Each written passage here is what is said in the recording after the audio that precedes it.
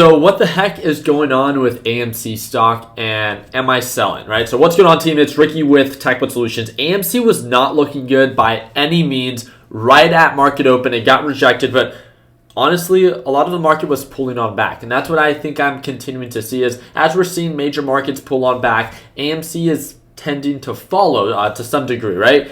We saw that Tesla quickly began to recover. It hit lows of $638. I don't even want to talk about my short position. So many people get triggered in the idea when it comes down to shorting Tesla. I mainly focused on it as a day trade. When the overall direction is bearish, when it's getting rejected by the EMA line, it's super simple to short, right? I covered my shorts completely. I don't have any more active short positions in Tesla, and I hope that it does recover, right? But you can't be upset for someone taking advantage of an opportunity when it presents itself, right? As long as you do your part in mitigating risk and the opportunity cost makes sense, all power to you. And that's exactly what I did with AMC as well today. Did I short AMC? Heck no. I bought an additional 800 shares. I added 800 shares to my position. So right now I hold 3,400 shares of AMC. I show you guys my green days. I need to show you guys the red days. It's all part of the process. I wanted you guys to know that you're not alone. I'm down $12,000 on the day on AMC. When it comes down to my short position on Tesla, I took that on my Fidelity account. I did pretty well. I didn't have as large of a short position as I had yesterday, but I did have a little bit over 500 shares, which I quickly covered as it broke below $640. Now, what's my plan with AMC? Let's be real with it, right? Let's talk about the upside and let's talk about the downside. I'm not here to convince you to hold, as I'm not here to convince you to sell. One of the things that we are seeing is we are testing this previous support level that it's had before, right around $42. It's bounced here before and it has made a full recovery to about $60, right? Patterns tend to repeat themselves. They don't always have to. I'm not here to be like and encourage you to hold while everyone else is pretty much doing the same, right? All I'm doing is I have a dollar amount invested in AMC that I can manage and that doesn't make me an emotional mess. Let me tell you this. If I had as large of a position as I had with, Tesla, with my Fidelity account in AMC, I would be a little bit more worried. And you guys might be asking, what the heck? What's the idea behind that? When you have so much more money invested in a position, you become an emotional mess, right? So when it becomes or begins to pull on back, or it doesn't go according to plan, you become irrational. And I think that's the idea that I want you to stray away from. It's put yourself in a position to succeed. And it doesn't mean that your trade has to come out in the green, because every trade is not going to work out according to plan.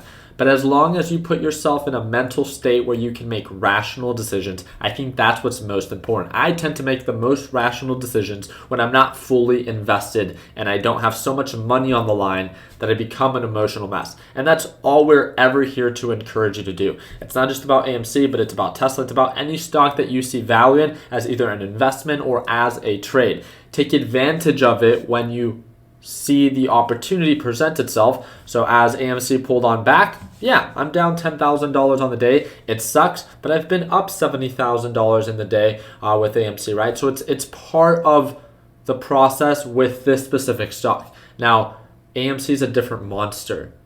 It is so much, and I am saying this, it is so much riskier than any other blue chip stock. A lot of people like to refer to a meme stock, a hype stock, whatever it is that you want to call it.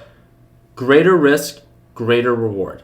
That's the easiest way for me to put it, right? I'm not here to discourage you, nothing like that. I'm just being open-minded.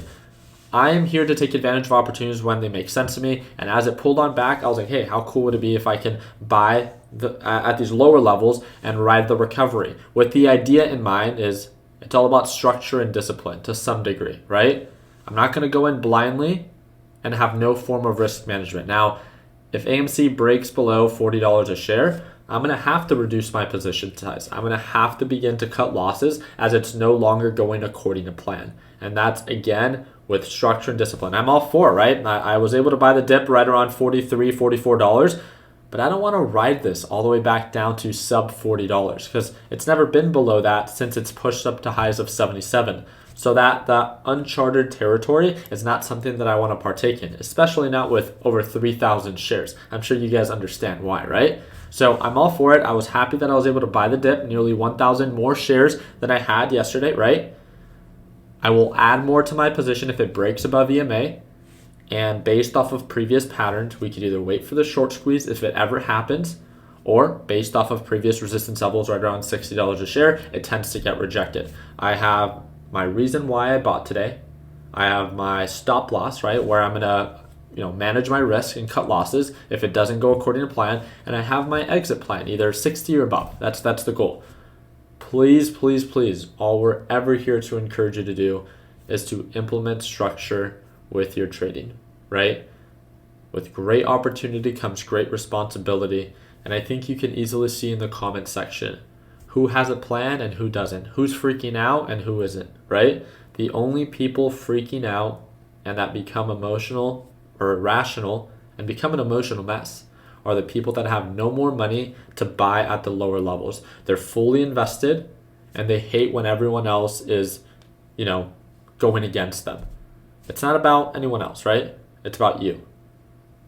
Do what's best for your future self and put yourself in a position to succeed. Take into consideration the opportunity cost, the risk, the reward. Manage that risk and do your part in setting your future self up for success. So I wanted to update you guys on my red trade, and I'm excited to follow up, right? So told you guys about my stop loss, told you guys on why I bought more, and where I plan to sell. So I'm super excited to follow up. Wanted to keep you guys up to date. Wish you guys nothing but the best. I hope that it earned your thumbs up. And friendly reminder, if you guys are looking for anything for your trading setup, click the third link down below, and you guys can use promo code SUNS, and that will earn you 25% off at checkout for any of your mouse pads, any of your aluminum art, any of your trading setup gear. That is all available on shoptechbuds.com. So again, hope you're earning your thumbs up. Please consider subscribing, and we'll see you guys on the next one. Take it easy, team.